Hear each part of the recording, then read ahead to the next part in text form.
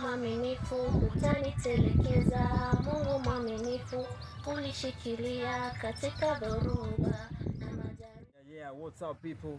This is Mene Voice Poison hapa hivi kama kawaida. Tuko ndani ya P Television, yani People's Television. Na tuliwaambia People's Television ni nyumbani kwa wasanii wote. Na leo tuko na nani kwa nyumba? Tutakuwa tuna interact na one of our artists, a she artist manze, you know?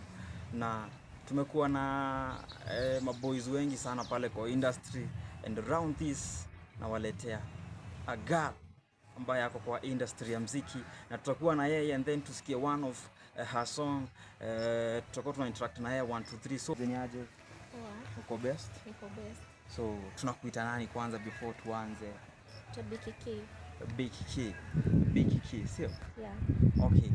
Watu wangu, tuko na Biki Key ndani ya nyumba P Television, nyumbani kwa wasanii wote, na leo tuko na nimewaambia tunaenda kusikia one of the songs zake, na atuambie amekuwa akifanya muziki vipi, yani atuambie pia producer wake ni yupi pia, unaona. So Biki Key, watu wakitaka kupata kwenye social media wanaweza kupata vipi? YouTube naweza nipata Biki Key into brackets Sony. TikTok Biki Key B_Kiki254. Yeah.